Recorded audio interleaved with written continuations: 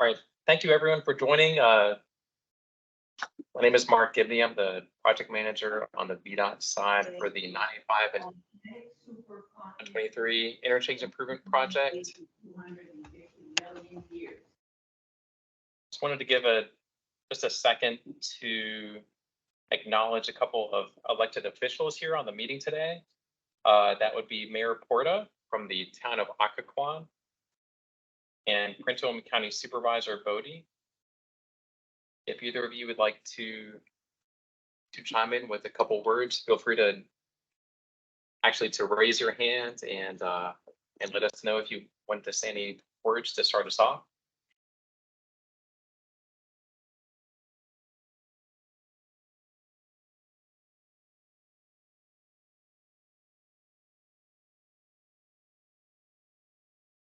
All right.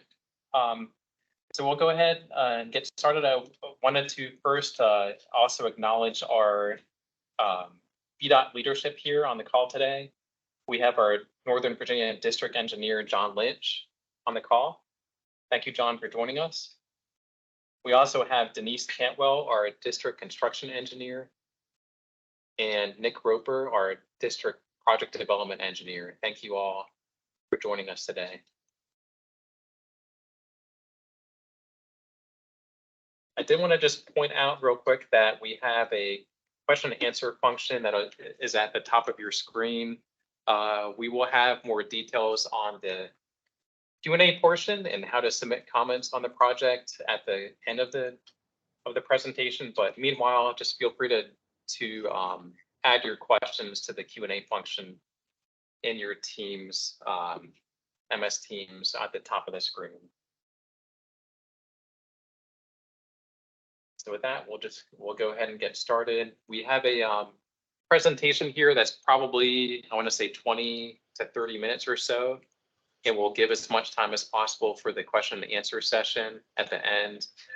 I'm just going to go through the agenda real quick to discuss our project team. Also, we will cover the background of the project, our purpose and need, a general overview, and give some information about the adjacent projects. We'll also touch on the environmental and right-of-way aspects of the project, and we will cover the cost estimate, funding, and schedule. And then last but not least, the question and answer session at the end of this presentation. So for the project team, again, Mark Gibney with VDOT. I'm the project manager. We also have our design build team here. I have Tom Heil here to the right of me. Tom Heil is the design build project manager with Alan Myers. And on my left is Mark Gunn. Mark Gunn is the design manager with Rinker Design Associates. So with that, that's our design build team. We also are working closely with the Federal Highway Administration, FHWA. Also working with our counterparts in Prince William County, the town of Occoquan, PRTC, who oversees the OmniRide bus service. And also we are working with Transurban, who operates the express lanes on 95. Mayor Porta personnel. Oh, great. Mayor Porta, thanks for joining. If you'd like to go ahead and say anything before we get started with the project location, please go ahead.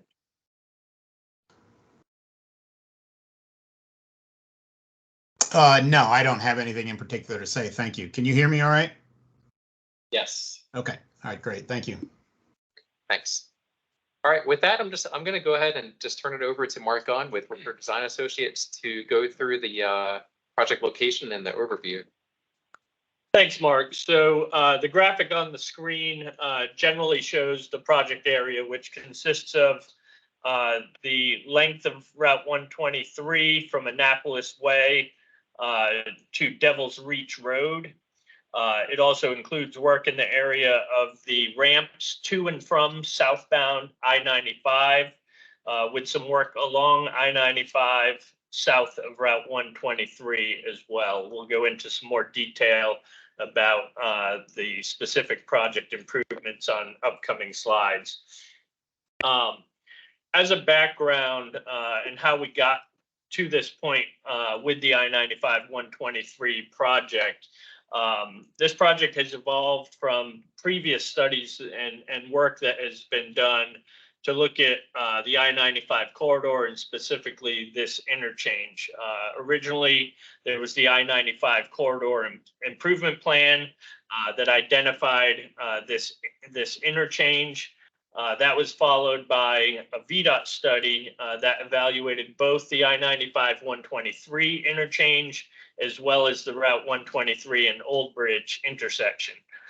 Those studies developed several concepts for each of those interchange and intersection improvement projects and have been developed into two separate projects that are now advancing.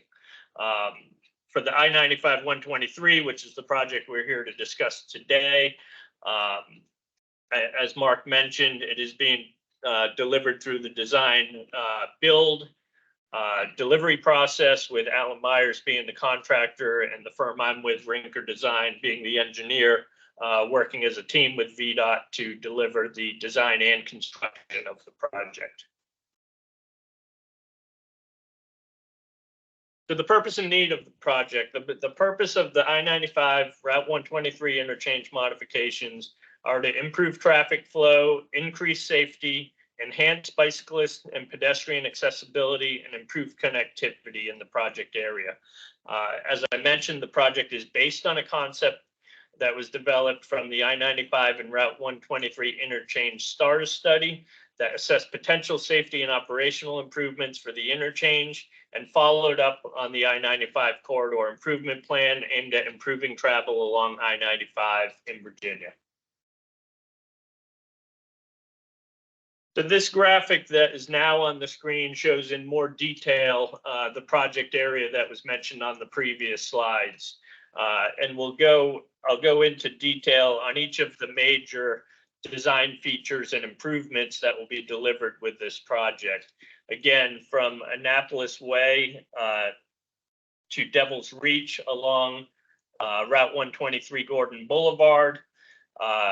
There are improvements to the ramps in the northwest quadrant of the interchange. Also improvements to the ramp in the southwest quadrant of the interchange from Route 123 to southbound I-95. Pedestrian improvements in the form of a shared use path from Devil's Reach to Annapolis Way to improve that bicycle pedestrian connectivity, as well as improvements along northbound Route 123 in the project limits that I'll go into some more detail on in the upcoming slides.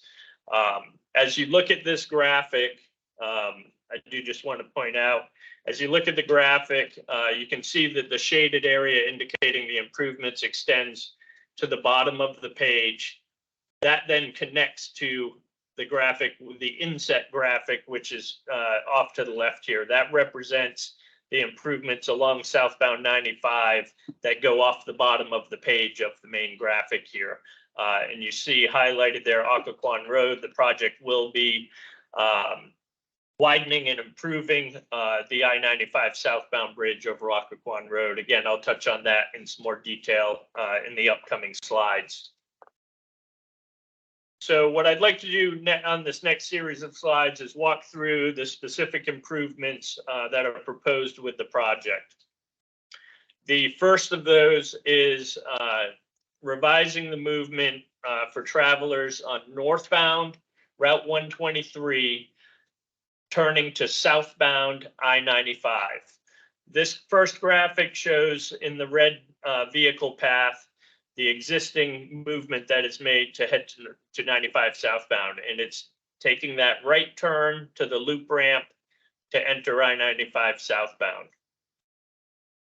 This project will remove that loop ramp and replace that movement with a left turn at a signalized intersection to enter the ramp to southbound I-95. So rather than turning right from northbound 123 and the loop ramp, it'll be a left turn at a signalized intersection to the ramp down to 95 southbound.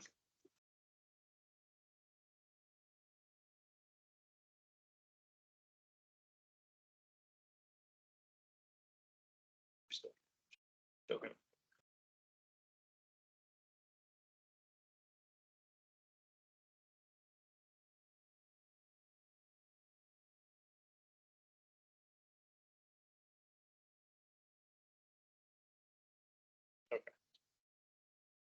Sorry about that.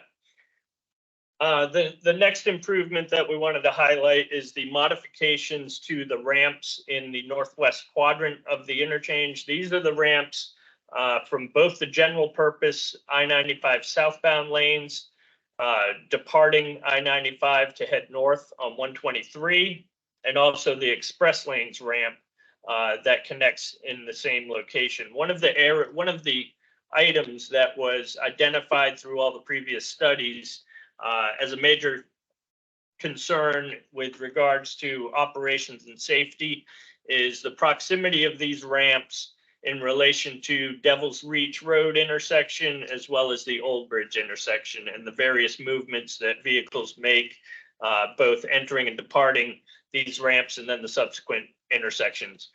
So what the project will do after removing that loop ramp that I mentioned, we'll be shifting both the general purpose ramp and the express lanes ramp further to the south along 123, closer to I-95. This will improve the distances available between those ramp intersections and both Devil's Reach and Old Bridge Road, improving safety and operations. And the second graphic shows in the colored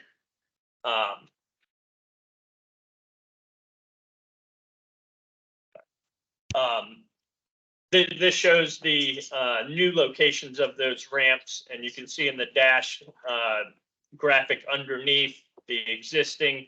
And as I mentioned, both of these ramps will be sliding further south towards I-95.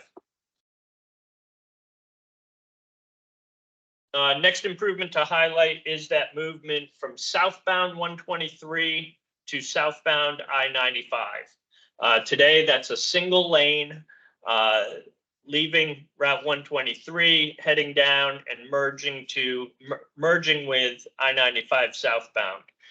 With our project, we will be improving that ramp, adding a second lane for that southbound 123 to southbound 95 traffic, and actually providing a third lane to receive the left turn movement from northbound 123 and then merge together and connect to I-95. So a big improvement being made to this ramp to accommodate one, just that right turning traffic from southbound 123, but then also widening further to accommodate the additional movement that's needed after that loop ramp is removed. And those lanes will join up with I-95. So at the bottom of that ramp, you'll actually have 5 lanes, which will then merge down to 4 after crossing over the I-95 southbound bridge over Occoquan Road. So this is a cross section of that existing bridge for southbound I-95 over Occoquan Road.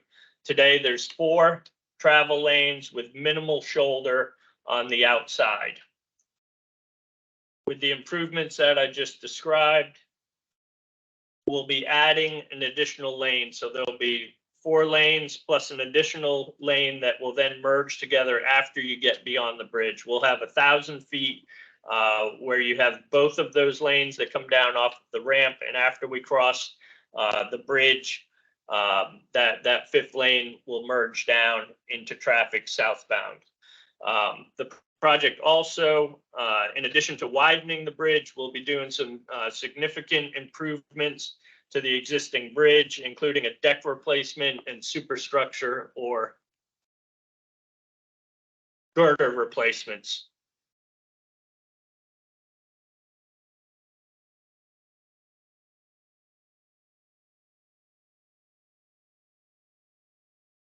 Next improvement that we wanted to highlight was the shared use path connection that's going to be made from Devil's Reach Road in the north to Annapolis Way in the south, all along the east side of Route 123. This shared use path will be continuous. It'll include crossings of all of the different ramps that are within the project area. It'll have three crossings at signalized locations and 4 at unsignalized locations. We'll describe in a little more detail on the upcoming slide how that'll work with the bridge and roadway improvements with the project. And so there will be modifications made to the Route 123 bridge over I-95.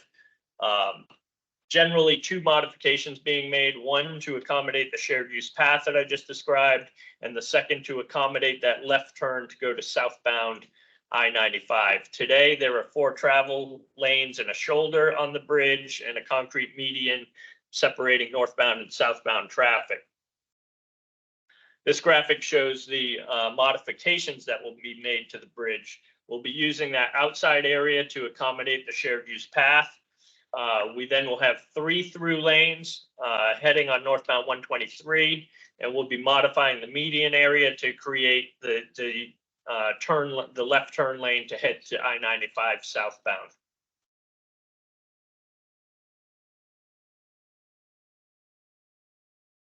Along with the shared use path improvements, one of the items that we're proposing is a repurposing or reuse of the area in the northbound Route 123, where it connects to the ramps to and from northbound I-95. This first graphic shows the existing lane configuration. If you're heading north on Route 123 from Route 1 and you're approaching this ramp area, there are currently 3 through lanes and a right turn lane to enter the ramp to northbound I-95.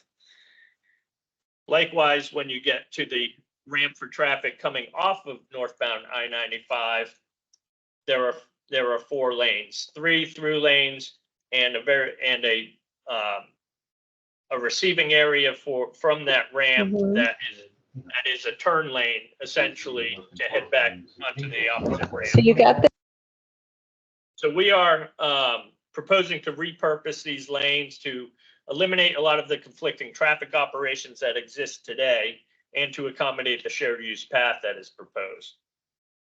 This graphic shows the modified lane use through this specific area.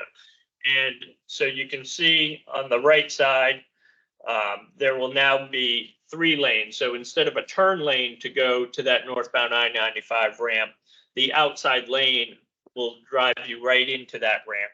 We then will carry 2 lanes through in between the 2 ramp areas and open back to 3 lanes once we get beyond the receiving the I-95 northbound traffic.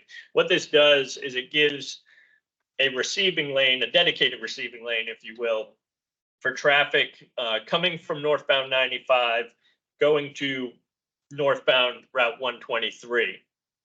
By having that dedicated receiving lane, that if you stay in that lane, will let you continue on northbound 123. There'll be less weaves and conflicting traffic movements for traffic coming off of the northbound I-95 and merging in with the northbound 123 traffic.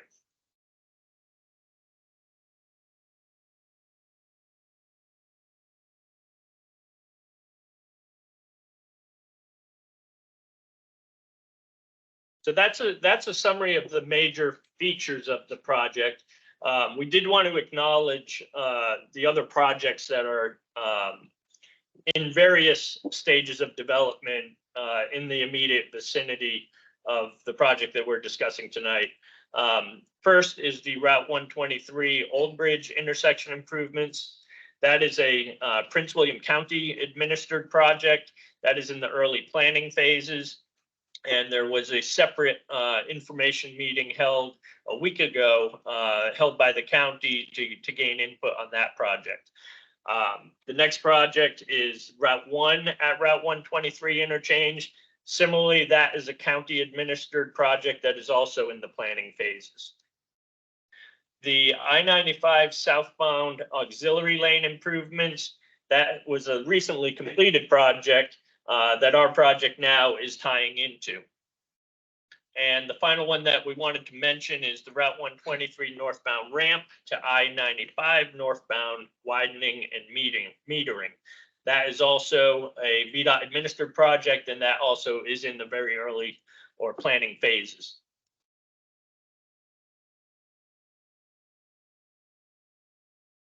With any project, we do need to do all of our environmental documentation. So that effort has been underway. This project qualified for a categorical exclusion under the National Environmental Policy Act, or NEPA. The level of document is based on the complexity of the project and the significance of the impacts. One of the upcoming steps in this project, this is our early public information meeting. It will be followed by a formal public hearing. And at that point, the categorical exclusion and all of the supporting studies and documentation will be available for public review. And on the environmental side, the project will not be constructing any new noise barriers, but there are some noise barriers within the project limits that will likely be impacted. And in those cases, the existing barriers will be replaced in kind to ensure that the same noise mitigation is provided.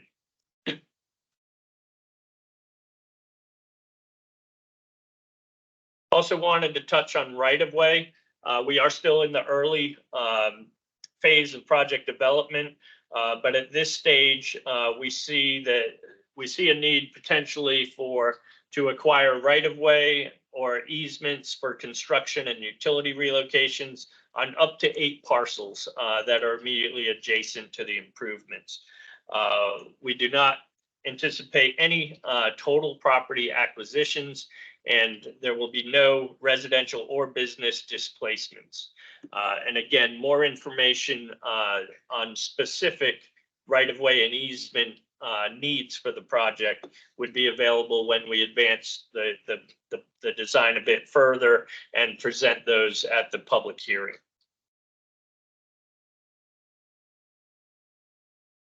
All right, great. Thank you, Mark. Yeah, this is Mark Gimme with VDOT. Just wanted to touch on the project estimate. This is estimated to be a $76 million project total estimated budget. We're financed through federal and state funds for the project. Right now, on the right-hand side of the screen, you can see the schedule. We've been working on design for almost a year now. This is our public information meeting. We do have the formal design public hearing that will be held in early of next year. After the design public hearing, we would pursue chief engineer approval, which we call design approval, in fall of next year. We'll then start the right-of-way acquisition process in late 2024 with our goal of a construction start date in 2025 and completion by late 2027. So we're about to open it up in terms of comments here in our presentation. I did want to just point out, I mentioned the Q&A in the MS Teams. I'm not 100% sure that was functional. I do want to point out that we will make sure everyone's comments are questions and comments are addressed here. I just ask for your patience here for a minute. We do have other methods of commenting.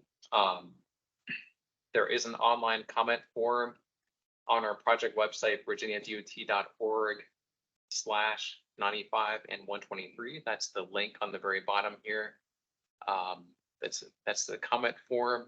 You can also email us at the address given here, or if you would like to, you can mail me directly at the address given here. So with that, we'll just move on to the next slide. So through this MS Teams, again, I ask for your patience here.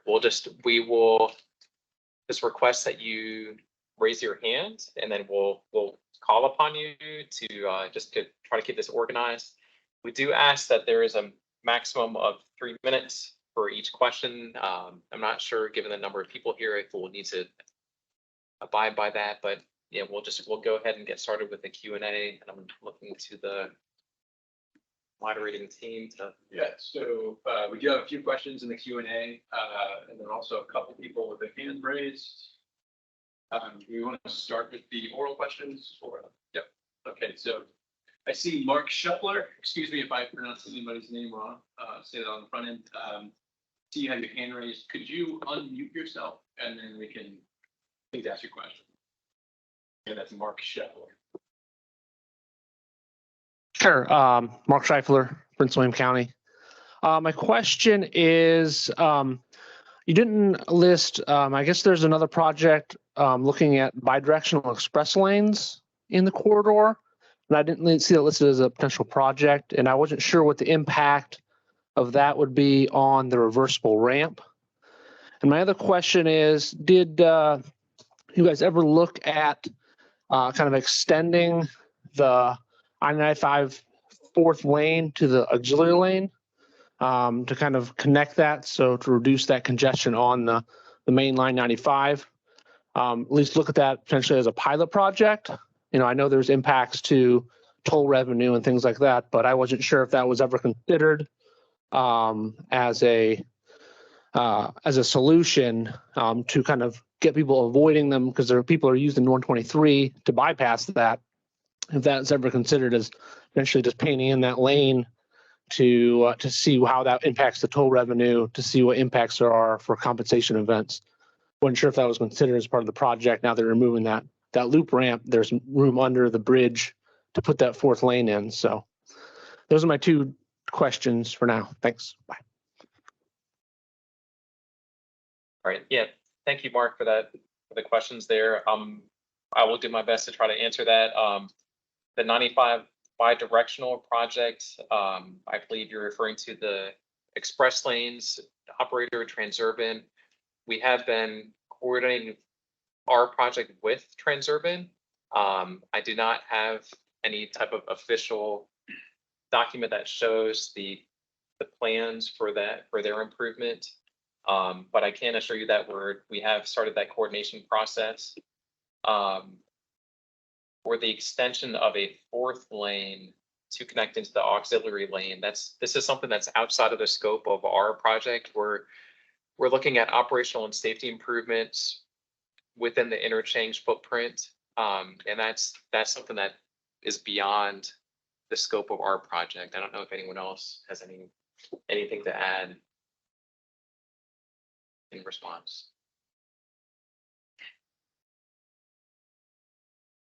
Okay, so the next question we'll take is an oral question. This is from Carlton. So Carlton, if you wouldn't mind just unmuting yourself, and please just go ahead and with the question.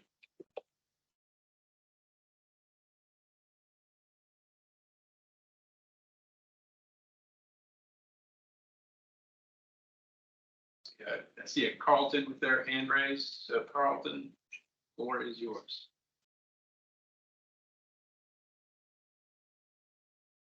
Direction slide up. Can you share that slide up?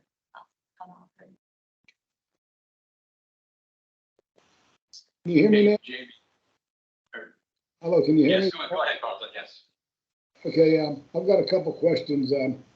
The I-95 to 123 right turn there. Is it any way possible to put a traffic signal there? If you put a traffic signal there, everybody could enter the road in the lane they need to be in and wouldn't have to worry about changing lanes from that point. I don't know if you can do it with the backup on 95 or not.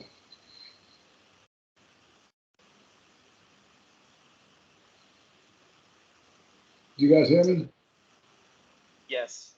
So, okay. So just want to make sure that we understand the question. So from 95 to 123, you're asking why we were not proposing a signal on which approach is that? From I-95 south to 123 south. I don't know the back the traffic of enough on 95, but if we could have a turn signal there, a stoplight, the people, when they exited there, we wouldn't have to worry about blending in with people coming from Route 1. They could just come in the lane they need to be in. It was pretty tough for me, but same plan.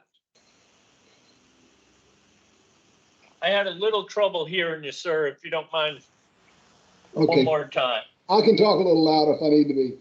From 95 southbound, we're coming up to 123. If we could put a turn signal there, a stoplight, so that if people come up, they choose the lane they wanted to when their light changed. And if there was nothing coming, it could be a right on red.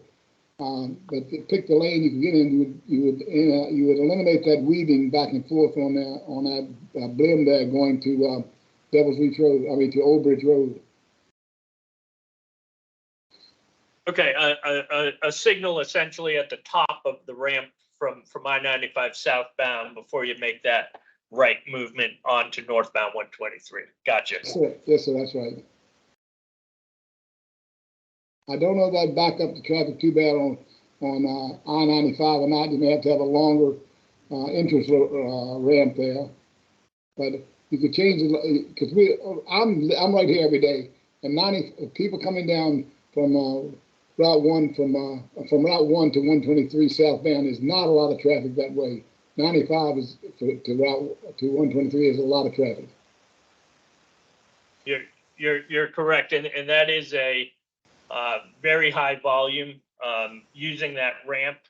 And part of the work that we are doing with the project is to do what's referred to as an interchange access report, which studies all different options and alternatives for the interchange to make sure that the concept that we bring forward for approval, ultimate approval by VDOT and FHWA, accommodates all of the different movements and operations within the interchange adequately. So we are doing the detailed traffic analysis that will ultimately be approved. And I don't believe that a signal at the top of that ramp would be feasible due to the amount of traffic that's using it. Well, that's what I thought the answer would be. Also have another question, another suggestion. The blend lane that you put in on 95 south off of 123, it's a really good lane. We need something up there that says the blend will stop in 1/4 mile, will stop in 1/2 mile, will stop in 3/4 mile. Because people right now, when they pull out there, they're so used to it, they try to get over the lane real quick, and that just backs the traffic up. And nobody goes anywhere near the end of that lane. If you have 3 signs up there that says blend ends at 3/4 of a mile, blend ends at a 1/2 mile, blend ends at a 1/4 mile, I think it would help. And with that, you're talking about the signage as you're actually on I-95. Is that what I heard? Yeah, correct. It'll warn you how much time you have left, how much distance you have left to get over. Yeah, and so we will be looking at all of the signage within our project footprint. And we do have, as I mentioned, as you're heading I-95 southbound and you get across the Occoquan Bridge over Occoquan Road, we do have a merge there. So we will be looking at the signage within our project limits and making sure that everything is signed appropriately so that we can have people positioned properly for the different lane adjustments that occur. Well, I drive this road probably at least twice a day. I go there, and it really has made a big difference. It's helped a lot, but if people just realize they didn't have to get over immediately like they have done in the past, it would be a lot better. Thank you. Yes, sir. Okay, Mark, we've got another oral question from Alan Muchnick. So Alan, if you wouldn't mind unmuting yourself, and feel free to go ahead. Hi there. I guess you can hear me now, or I guess I got to turn off my other mic. Okay, just a little bit. So why don't you skip me for a minute till I figure this out? Okay. While we're figuring that out, we can take a couple more comments from the Q&A portion, Mark. This is from Rob Hartwell. And I'll paraphrase slightly, but the question is to do with the general purpose lane from 95 to 123 and what effect our realigning of that ramp and pushing it back is how that affects the weave and the operation at Devil's Reach. But also, how is that modified condition being coordinated with the Prince William County project? Sure. So I'll zoom into that location on the project. And so the connection point from that I-95 general purpose lane southbound to northbound 123 is going to move approximately 200 to 250 feet further away from the Devil's Reach intersection. And in an oversaturated condition like we have out here with the traffic volumes, every bit of distance helps by providing drivers to more time to make their decisions and make their lane transitions where needed. And I do want to be clear, so this project is not affecting the configuration of the Devil's Reach intersection. That existing signal will remain, and everything heading further north on 123 will remain as is. So basically what we are doing with these ramps is moving them as far as we can to the south, closer to 95, to increase those spacings. And then beyond that would be the other project that I mentioned, the county administered project, which is in the planning phase, would then connect to what is built by this project here. The two designs are being developed in coordination, but obviously this one is far ahead on the schedule versus the county project. I hope that answered both parts of the question. Yeah, I think so. And then I've got two other ones that are very related here from the Q&A. One from Eileen. Question is, you indicated bike ped crossings at 4 unsignalized ramps. Will we have markings or special signal lights so that high-speed ramp traffic is alerted? And then we have a question from Linda, just to explain a little bit more about the bike ped network and access with our project. Sure. So as I mentioned, the bike ped facilities on this graphic, they are in purple on this graphic that I have on the screen right now. So we'll be bringing the shared use path up to Devil's Reach and providing a crossing at the signalized intersection where it then would tie into the existing sidewalk on the opposite side. We will bring the shared use path through the entirety of the interchange. So there'll be a signalized crossing at Devil's Reach, unsignalized at the ramp from southbound 95, signalized again at the crossing at the express lanes ramp, unsignalized on the small movement across the right turn, and then unsignalized at the ramps to and from northbound, and then signalized with a traffic signal modification at the Annapolis Way intersection. With regards to the unsignalized crossings, we will be working with VDOT as we develop the design further to make sure that we are installing everything that is appropriate and allowable to make sure that that those crossings have all of the enhanced markings, signage where appropriate, good visibility for both the bike ped users and the approaching traffic, and any other features that are warranted to make sure that these are appropriately designed crossings. So we will, in the next stages of plan development, we'll be looking closely at each of those crossing locations. That information will be available at the public hearing when we have it next year. Thank you, Mark. So I guess we'll follow back up with Mr. Muchnick. Sir, if you wouldn't mind unmuting your microphone, we can try that again. The floor is yours. Thank you. I suppose you can hear me now. I did submit a written question, but I haven't seen it appear. But at any rate, my question was related primarily to the shared use path. And at the 4 ramp crossings, I noticed that the design seems to have very tight turns in the path at the approach to the crosswalks, which would, I guess, tend to slow down bicyclists quite a bit.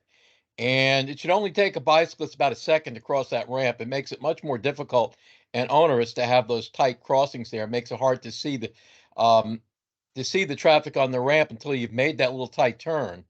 So I would suggest that, if possible, the ones at the signalized crossings are straight, to align the crosswalks to the extent feasible to be um, parallel to the ramp, straight on with the ramp as much as possible. Put the bends further away. I would also suggest that, if, to the extent that it's feasible, to move those crosswalks away from Route 123 further north, so that the drivers exiting the ramp can focus on the crosswalk first, and then the traffic that's entering or exiting on the roadway that they're going to have to merge into, and not have these multiple distractions. So I guess that's my main comment, I suppose. Um, I don't know what VDOT standards are for marking these crosswalks. I would hope they would be high visibility crosswalks, and at least have crosswalk warning signs, bright green or yellow, pedestrian warning signs or something. Although it would be nice, but I suppose you wouldn't do it. And you can tell me if you would put stop for pedestrians and crosswalk signs up at those crossings. But at any rate, it's going to be it's better than nothing. At least we're able to get across that intersection with these improvements. But we're talking about 7 crossings. It's going to be rather arduous. Thank you. Thank you. And we will, as we mentioned, the next stage of design is where we really start getting into those fine details. So certainly appreciate your comments. We have already had internal discussions with VDOT regarding making sure that we are applying all the appropriate high visibility and whatever signage we can do, and certainly appreciate the comments regarding the orientation and visibility related to the crossings.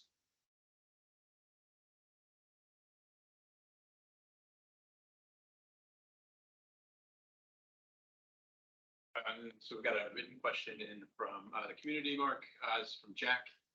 Does the community would like to have the opportunity to discuss keeping highway related signage respectful of the HCOD and the gateway area for historic Occoquan?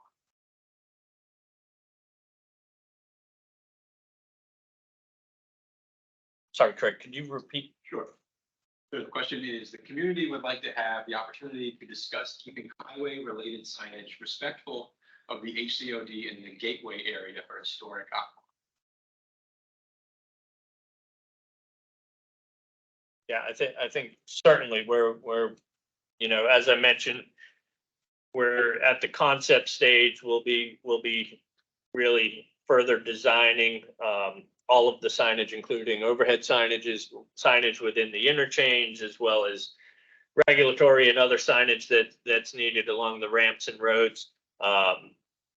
We do have some flexibility in that process, so we're certainly open to engaging with all the stakeholders to get input. Either, it's probably a little bit early to talk about specific sign placement at this point, but we certainly want to work with the community to accommodate those items and other important features.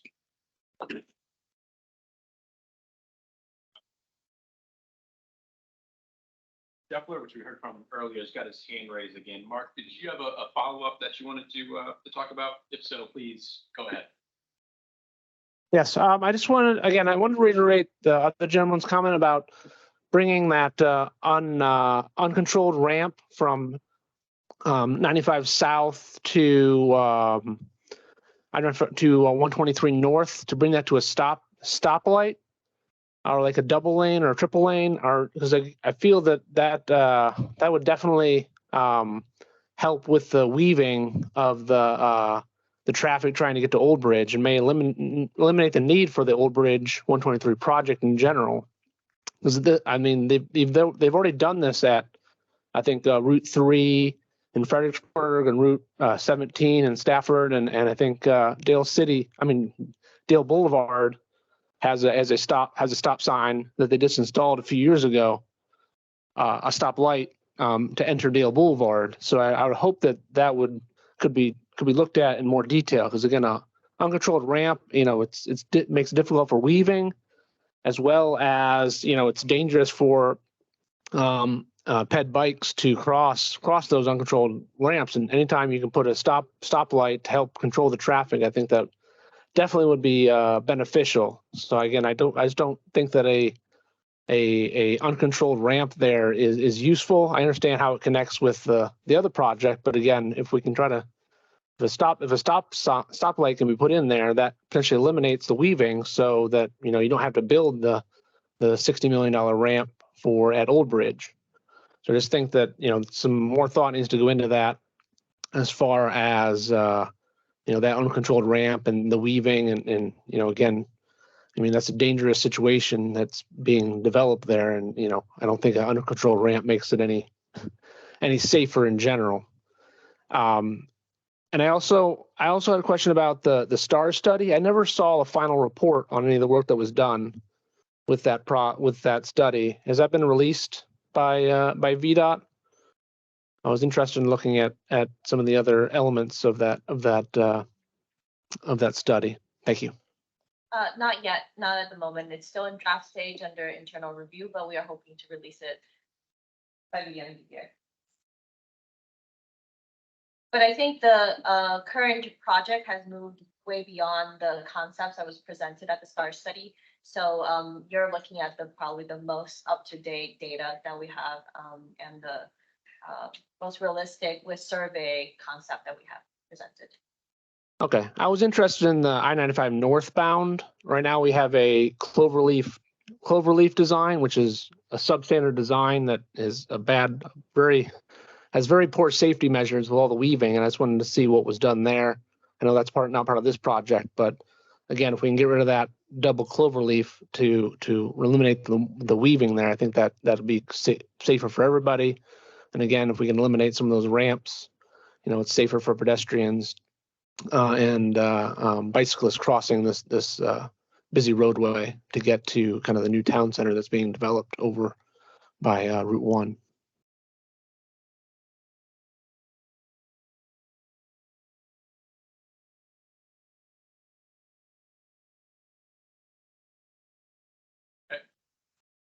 So next question is actually another follow-up from Jack. The question is, and Mark, give me this, may be better for you. Would you comment on the plans for the commuter lot on Route 123 to eventually have easy on and easy off for both commuters and HOVs? And where is this in the design stage?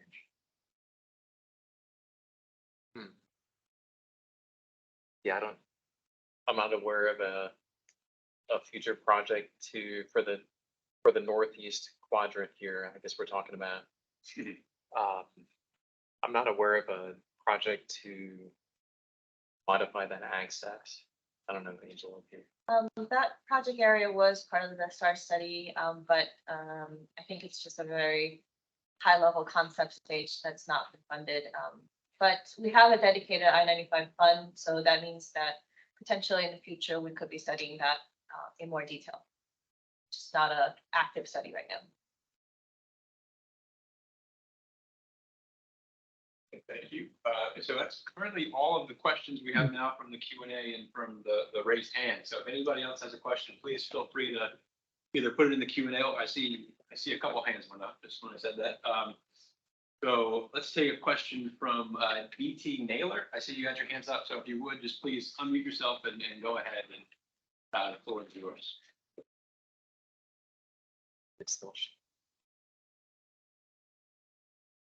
And that's DT Naylor in the Teams.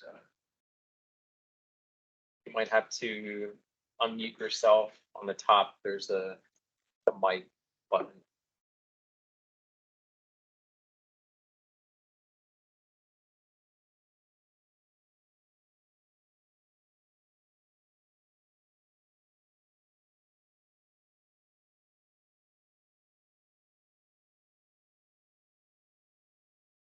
Jamie, I don't know if you're on, but do you have the ability to unmute them? I do not, since they,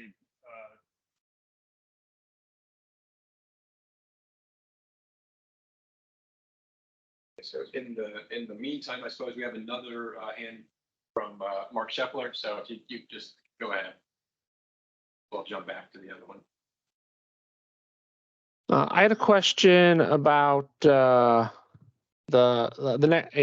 mentioned future studies. When are they going to allocate funding for the Interstate Operations and Enhancement Program for the next round? I think it's like a 2-year cycle. I haven't seen anything on that. Again, I'm just concerned that I think the northbound I-95 needs a lot of work as well. Is there a plan to understand when more funding can be available to further improve this area? I'm not aware of anything concrete, but I can follow up with you after the meeting once I check in with central office. Okay. Thanks. And as far as the ramp metering is concerned, when is that planned to be in place for the It is currently funded. I believe the schedule is maybe 3 or 4 years out for construction. For the ramp meter? Yes. Okay. Okay. That's all the questions I had. Thank you very much. Thank you. So, like I said, that's currently all the questions we have right now. I don't see any hands or anybody else in the Q&A. So if you do have anything, please feel free.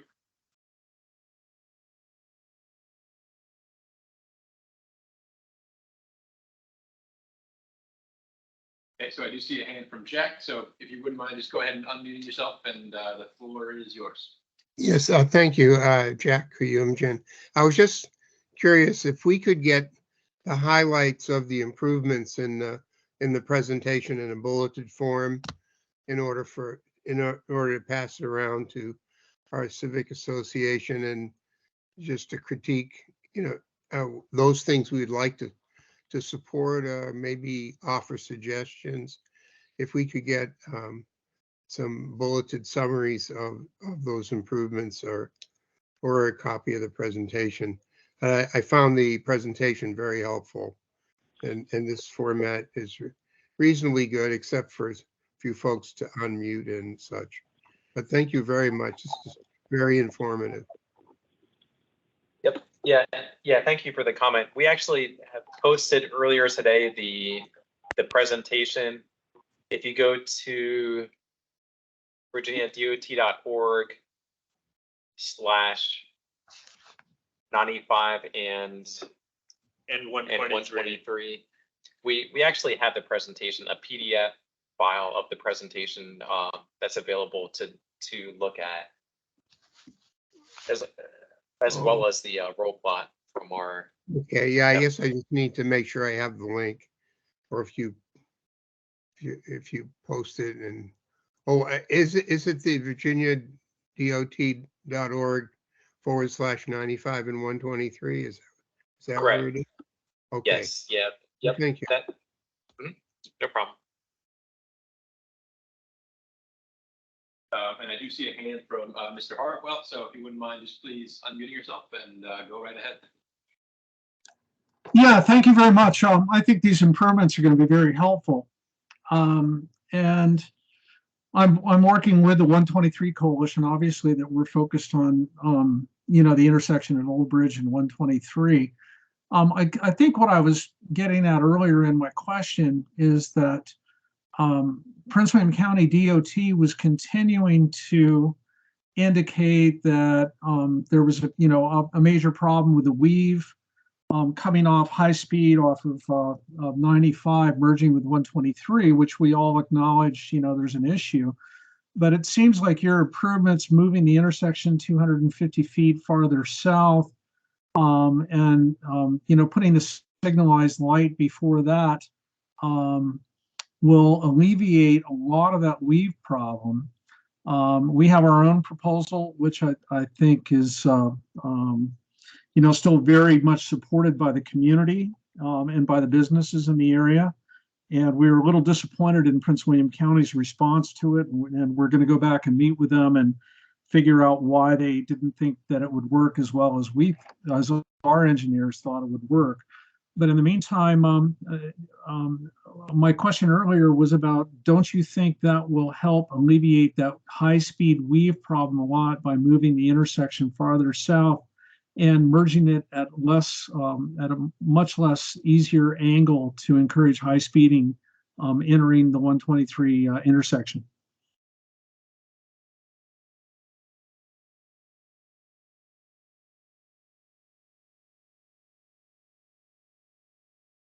So there are, as you know, there are a lot of different traffic movements going on right in this vicinity. And what we're doing, moving those ramps will certainly provide a benefit. Any additional distance we can get in there will provide a benefit. And as far as the new signalized intersection, what we really are doing there is relocating the existing express lanes intersection, again, further to the south or to the east, closer to 95. So while this won't solve everything, and as I mentioned, there's a full traffic analysis and interchange access report that is being done for this project, and the county's project will go through a similar effort to build upon the work that's done and the improvements that are built with this VDOT project. So certainly what's being done here is going to benefit whatever improvements are carried forward at the county's project.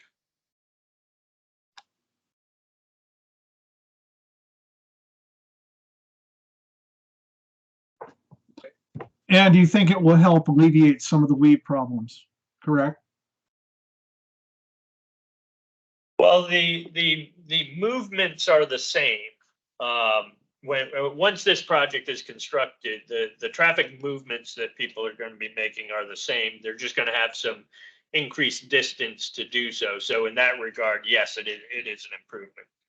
And maybe a little less speed because of the design and the movement of the access ramp, correct? So the radius on that ramp where it connects to Route 123 is being tightened up, which should discourage some of the very high speeds that we see out there today. The tighter geometry on that ramp should contribute to some lowering of speed as drivers are entering Route 123. Excellent. Thank you very much. Appreciate that. Okay, thank you. And then just got a few more from the Q&A chat. This one from Eileen, just to restate what the deadline is for questions and comments. Yep. Yeah, it's October 10th is the deadline for comments. Okay. Good. And then the next batch, I'm gonna combine a few just because they're talking about the same topic, but this is from Lisa, DT Naylor, and Alan Muchnick, just about considering, or has been considered, to bring the general purpose 95 ramp to the express lanes signal so that both ramps would meet at a signalized intersection, as opposed to having one signalized and the other be the merge situation.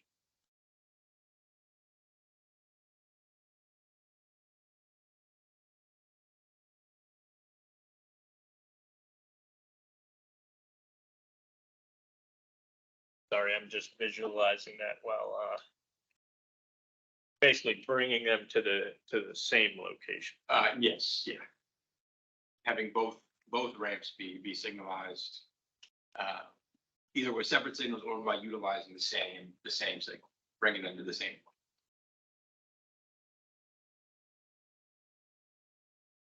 I don't see that being feasible, particularly with the reversible nature of the express lanes ramp.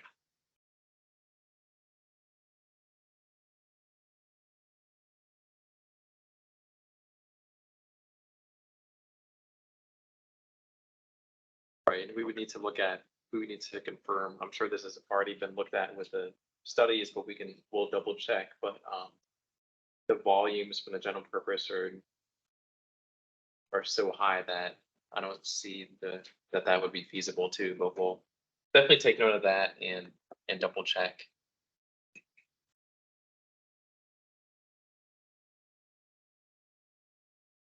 That looks like it's all of the questions we've gotten so far.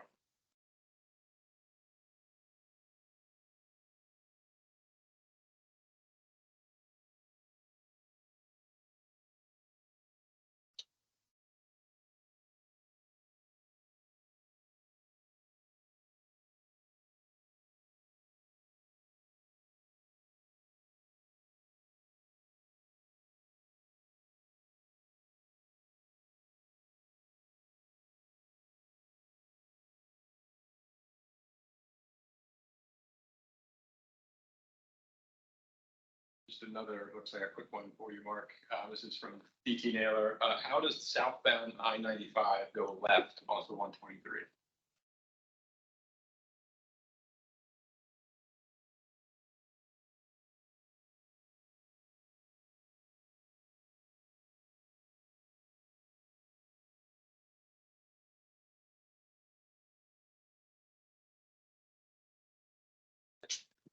Previous intersection. Which one? South side. So the previous intersection. It got volume was so low that the previous interchange handles that. 25 southbound. 23.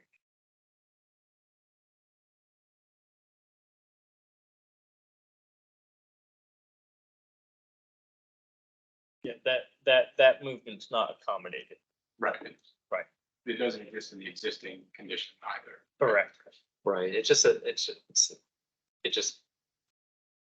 by happenstance, it's a very low volume that's handled by the interchange just to the north. Because you can make a left from the express lanes onto 120, which is not the general purpose, Correct. which doesn't exist today either.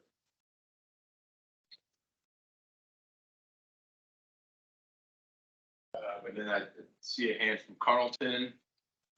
You want to just go ahead and you can unmute yourself and go right ahead.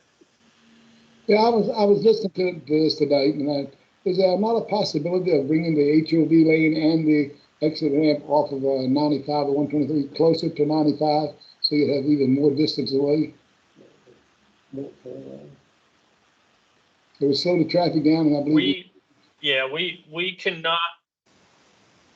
Yeah, so one of our goals when we set out on the design of the project was to create as much separation as we can, and we've got some, and we've really maximized what we can do as far as the relocation of that ramp. We've got geometric standards that we need to adhere to, and there is a when the express lanes ramp, when it comes off 95, has a bridge structure in place there.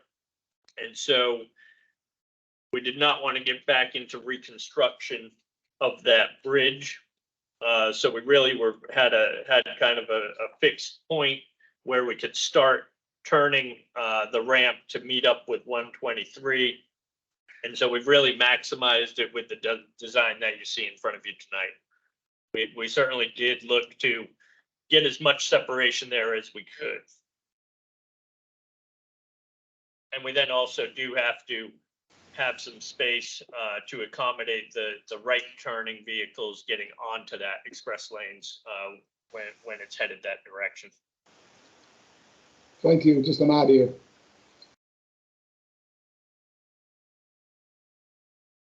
We got another one from the Q&A chat, Mark. This is from Alan Muchnick. Says, for the southbound I-95 general purpose lane, could you install a barrier so that free-flowing exit ramp traffic could go to northbound on 123 and not turn left at Old Bridge? The remaining lanes from the ramp could have a traffic signal and stop. So have all northbound traffic be free-flowing and stop all the other traffic at a signal from the ramp.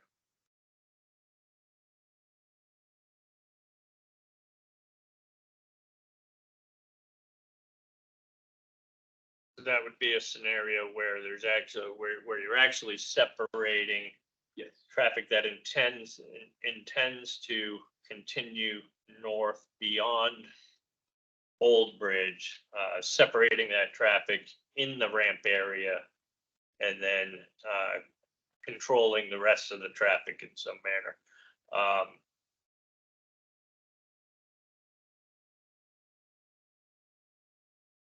I appreciate the comment, and it's certainly things that we can look into. The difficulty I see there is how to then also accommodate the rest of the northbound through traffic that's going to continue north, and how to bring that traffic back together. Where to end that barrier separation. There's kind of a lot of complicated factors that would need to be looked at, but certainly appreciate the comment. And we can, and I think any of these comments that we receive either through the chat and verbal tonight, and also the rest of them that come in via email. We'll be working with Mark and the VDOT team to do a thorough evaluation of everything that comes in.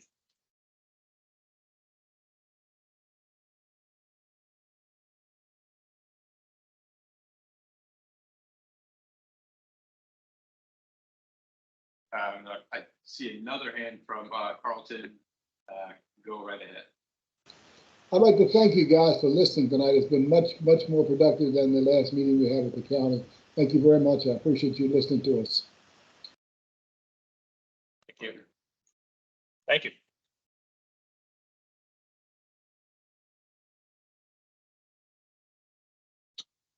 What we've got for now.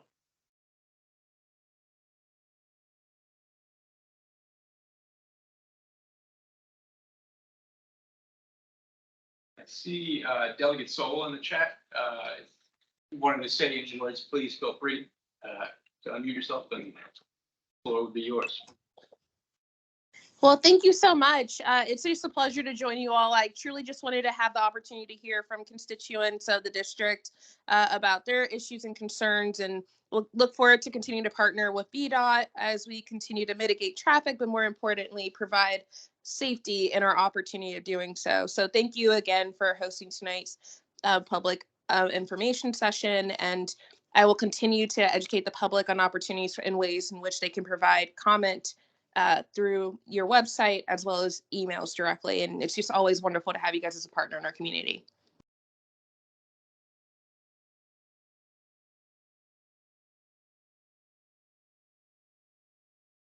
Great, thank you.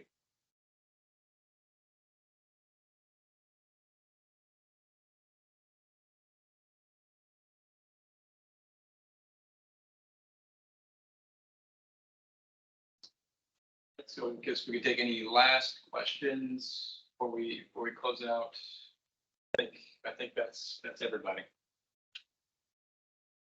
Chat.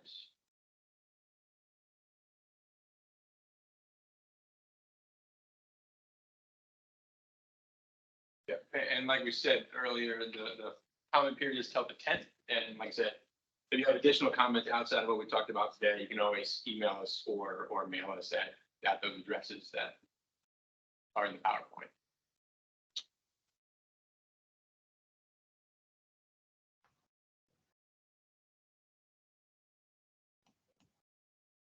Want to say anything? Oh, I was just wondering if you could just recap the schedule that we're looking at, just to get a sense of the overall schedule one more time. Thank you. Yes, sure. So should be seeing on the screen here. So right now, today is our public information meeting. We will have a formal design public hearing early next year. That will be followed up with we have a process where the chief engineer of VDOT provides design approval. That would be later next year in fall 2024. For the minor right-of-way impacts, we are looking to start acquisition late 2024 with the construction start date of 2025 and completion of construction in late 2027. So the project is fully funded. So that is our set schedule. Thank you very much. Thank you.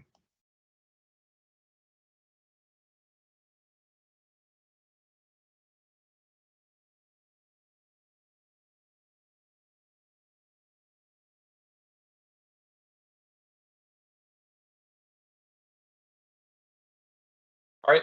Thank you, everyone, for your time. Appreciate it. And if there are follow-up comments or questions or concerns, that you have the contact info here available on our website as well. So just want to thank you all for your time this evening.